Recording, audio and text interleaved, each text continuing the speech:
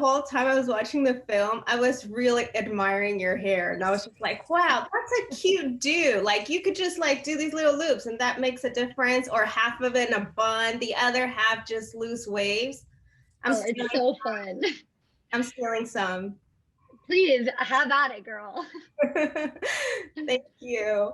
Well, today we're discussing River, and it's a remarkable story because it was initially a short film, right, Emily? I mean, you wrote it, you're behind the whole magic in it, and it was so successful, over 18 awards and film festivals, that you just had to make it a full-length film. We were very lucky. I honestly, when we shot the short film, May 18th, 2020, we didn't realize we were going to be fully financed, not even a month and a half after finishing the short film. So it was, I guess it worked, you know, as far as the investors really loved what we shot. They loved that the awards were starting to come in because we got lucky to be able to hit all the extended deadlines. And that's how we were able to get into festivals right away and start making kind of like a splash, even though it was weird because everything was online and it wasn't like in person. But we were able to really just navigate all of that. And then what really helped us is obviously getting on Dust and getting over 1 million views on that, which is super cool. And so all of these little components really helped us in the long run with the feature film. And so we shot the short, like the feature film, September 8th to the 16th. It was a 9-day shoot, and we just held on to our butts and we're like, all right, we're doing this. You know, they wanted to make it happen, and Mary and I looked at each other and we're like, all right, let's make this happen. Let's just go out there. We're ready for battle. I felt like we were William Wallace and, you know, up against the big armies. And we're like, let's just do this. We're going to make magic when we can. We had a solid team and super grateful, you know, super grateful. Yeah. And we have to share that Mary was also in the short film. Yes. You had to keep her for the full length film. She's my ride or die. She's not going anywhere. Her and I have been working together for over 7 years. I met her at Saddle Ranch. She was karaokeing and I saw her and I was like, first of all, her hair is magical. And I saw it and I was like, who is this magical person? And we became best friends, and we've had many ups and downs in this industry. And so there was no other person I wanted to reach out to when we wanted to do over FaceTime. We shot a 2-minute little teaser, and that's what sparked the whole adventure of River. And then a month later, we shot in person the short film, and she's my ride or die. She's not going nowhere. The thing is, we continuously believed in each other for a very, very long time. Like it never ended. And because of that, that's where we are now. And we are just very grateful because that is the outcome and things can happen. You just believe in one another and you work really hard and keep on in your own track, and look what we made.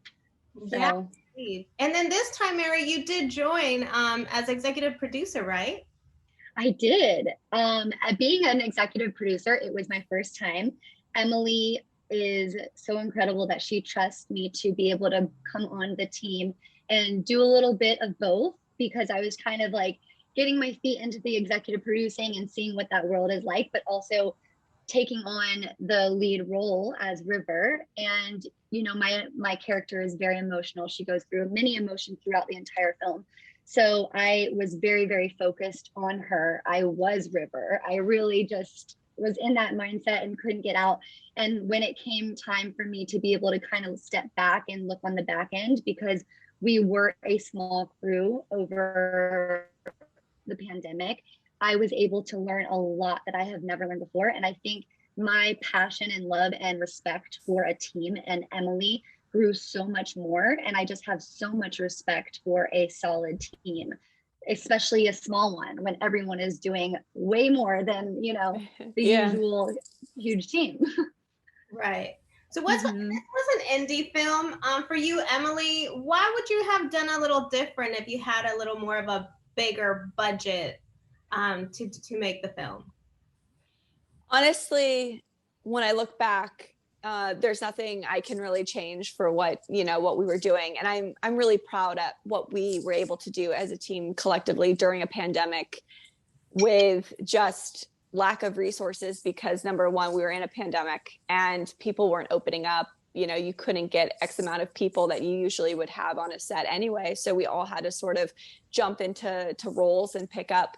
But obviously, if we had more budget, it would be nice, obviously, to have like people picking up the talent, so we didn't have to, like, you know, worry about the poor talent having to drive themselves to set and things like that. But ultimately, there's nothing I could do differently or that I would do differently, because as a team, we did this together, and I stand behind it. You know, I really do. I feel anybody could make magic with a big budget.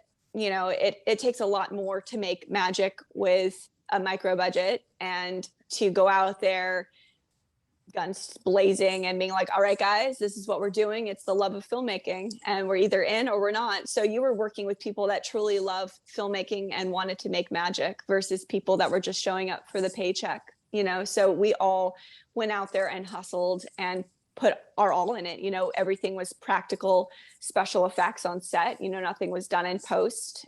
We all had to figure it out together. And honestly, I'm proud of what we did.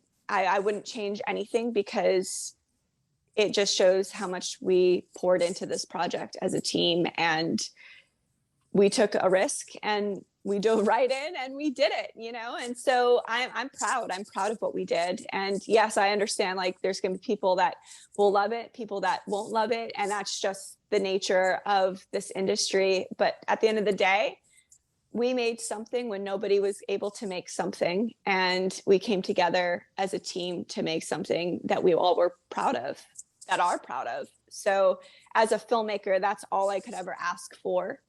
And I stand behind it.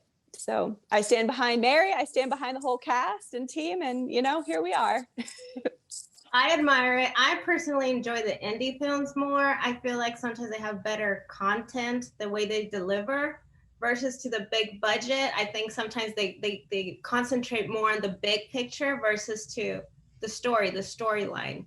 And, you know, it's unfortunate and admirable that you guys were able to, you know, film during the pandemic, because I feel like the indie film industry was the one that hurt a lot of times, because they had to follow these COVID protocols that are expensive, having to test. So, I mean, kudos. Thank you.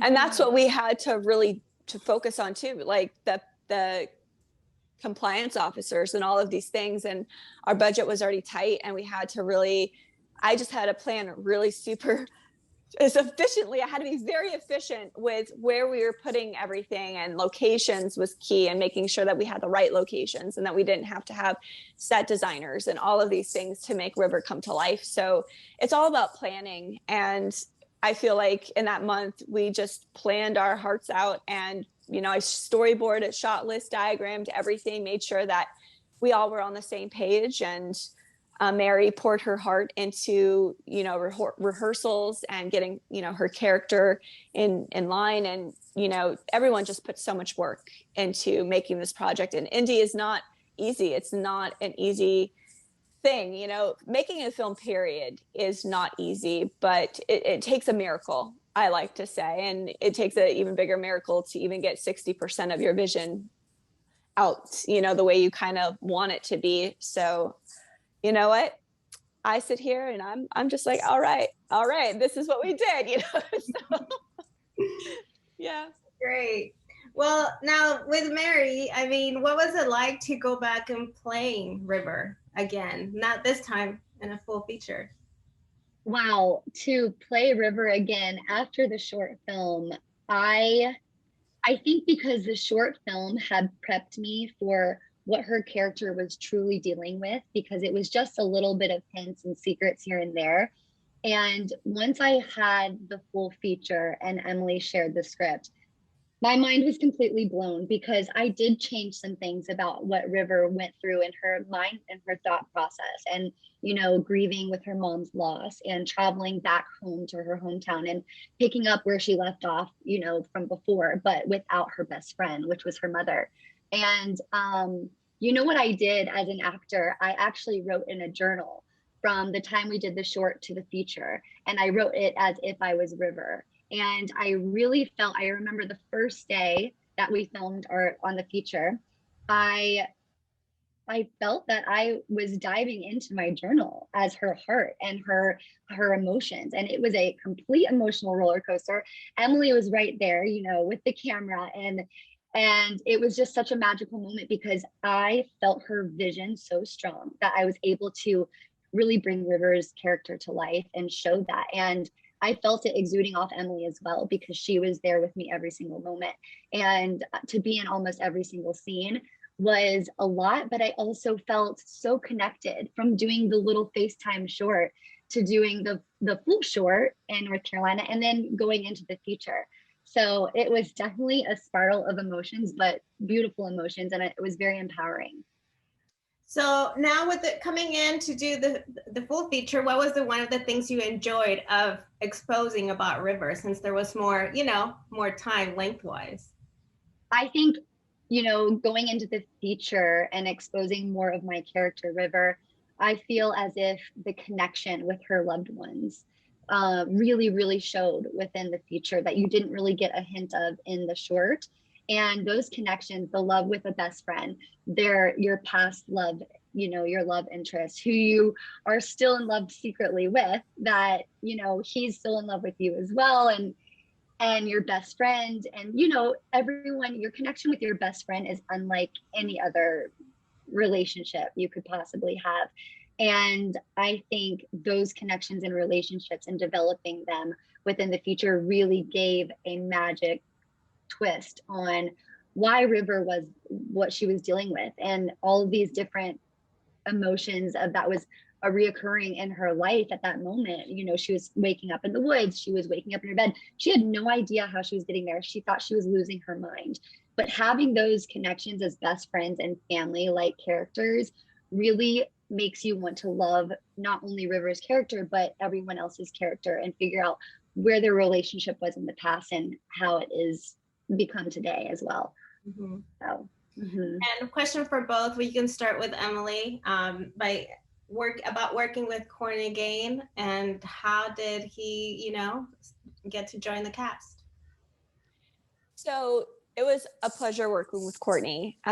So we were looking for Dr. Glenn for a while, and Ricky, the casting director, she kept sending me Courtney's pictures, and I was like, well, it's not really the Dr. Glenn vibe, because, you know, he had his short hair and, you know, he looked so young, and I'm like, we wanted to be kind of quirky and just like different, you know. And so, but Ricky kept pushing and pushing, and she's like, no, Emily, you need to see how he looks now. And I'm like, okay. So she sent a picture, because, you know, during the pandemic he grew his hair out longer, he's got a beard, and I was like, and he put glasses on, and I was like, oh my God, this is Dr. Glenn, you know, this is Dr. Glenn. Like, that was it, because all I was seeing was just, you know, other images that they were sending, and I wasn't seeing what he looked like now. And he was perfect. And I just knew right away when we saw that, I was like, yeah, we need him on this team. Like, he's fantastic. And he came out, and he was a pleasure to work with. He was just fun. He had jokes the whole time, and we were all laughing pretty much the entire set, and he just poured his all into it as well. And it was a pleasure working with him, and I'm so happy we had him for Dr. Glenn, and that Ricky was like, hey, like, here, I'm gonna get what his like up-to-date picture is right now. And that's how it happened. And I mean, I'm a fan of him. I think he does great work, and so I knew he would bring that same professionalism onto set, and I knew that he was just going to be such a beacon on the film, and he was. I didn't recognize him. I had to pause. Yeah, right. Mm-hmm. Yeah. So I mean, you could see, like, because all his other he's very clean shaven, and his hair is back, and I was just like, it's not really like Dr. Glenn right now. And that would take I don't know how would we put a wig on him, you know, to make it like, you know, a little like strap, you know, like long hair. And Ricky's like, no, Emily, you know, he's been growing his hair out during the pandemic. And I was like, well, then send me a picture, because I want to see it. And she did, and it was awesome. Like, he was great. A whole new look. Yeah, it was I was like, is this the same person? Like, it just, you know, he brought that quirkiness, but yet that warmth that Dr. Glenn really needed, because he was a family friend, and he was, you know, small towns, you always have like a store owner that also will be like the therapist in the town. So he had to kind of like balance between these two roles, and it was fun to see what he did with it. He owned it. He loved it. He even brought some stuff. He didn't have to bring wardrobe, but he's like, Emily, I really think that this jacket would be super cool. Like, I would see myself. I'm like, sure, let's do it, Courtney. Let's do it. And so he did. He just wanted to, he really like embodied these characters and put a lot of effort into everything. And you could see it from the moment he walked in. He's like, I got clothes. I was like, okay, like, show us what you got. And he was just excited about bringing these different little pieces that he wanted to incorporate into his character. And I was all about it. Right. And for you, Mary, what was it like working with him? Courtney kept me on my toes. If I was in a little bit of tired, like we said, he cracks the quirkiest, funniest jokes. And I was just like, okay, I'm awake. You got my attention. Because we had long mornings and long evenings. And, we were all troopers together. But Courtney and I had some very intimate, emotional scenes that were very draining. And just, I was grieving and he was, helping me through all these things without giving too much away. But yeah, Courtney definitely is a character, and I wouldn't have changed it any other way. He really brought his all, and I couldn't imagine another Dr. Glenn, because when he came to set, I was like, that's him. That is exactly who I envisioned. That's exactly who I envisioned in the script and my journal and Emily's vision. So it was a really wild, fun experience to work with him. That's great. And to start wrapping up, is there anything you can share that, I don't know, maybe you guys are working on together? I don't know. Yeah. Mary, would you like to share first? And then sure, I'll add to it. Yeah, that goes back to Emily and I working together for years, and we are always hustling and, not waiting till the next chance we get, but we're doing it now. So we are working on a short film called Cherry Lane, and we will be filming that in Florida. I play the character Rose. And if Emily, you want to take it away and kind of explain what it's about. So we are filming July 29th and the 30th, Palm Beach, Florida. It's a totally different vibe from River. It's a coming of age dramedy. It's about a young woman who's on the eve of her 30th birthday, takes a look at her life and decides she doesn't want to get married. So she breaks up with her fiance and ends up riding her bike to a motel where her friend comes to join her with wine, and they end up going on this self-discovery adventure together. And that's what Cherry Lane is about. It's a very pastel-y Wes Anderson style vibe. So it's very symmetrical. It's going to be totally different vibe from what we did with River, and it's just so much fun, and it's based on there's a lot of truth in this story, so it's gonna be a lot of fun, and we already have an investment team that is going to be putting together the feature film for us as well, because just based on the script and everything, they're interested in the feature film. So it looks like we're gonna be going again, so it's exciting, but that's what we're working on right now. Well, that's great news. I mean, you kind of already sold me on the story. I mean, I just turned 40, so no kids, so I can relate there. Happy birthday. Happy birthday. So, awesome. And well, congratulations on both your projects coming up. Emily, I understand you have a whiskey docuseries coming up later this year, so yes, I do. It's called Binder's Stash. It's like Anthony Bourdain but of whiskey, and it travels around the country, and it's a lot of fun. So my boyfriend is the host of the show, and he's been a whiskey connoisseur for a very long time. He designed whiskey bars. He's very known within that industry. And so it was just a whole adventure. And so now it's going to be dropping this fall, and we'll be able to announce the platform very soon. But right now, everything is still like, we can't announce it until they announce it, but we're super excited. And that was a whole other adventure in itself. That's for sure. So yeah. So if you like whiskey and you like adventures, I think this is definitely your show, your docuseries. maybe it's a sign. My boyfriend works at the Whiskey A Go Go, so I'll definitely have to check it out. Perfect. Well, there you go. There you go. All right, we'll get educated. Thank you so much. Thank you so much. Thanks for having us. You're welcome. Thank you.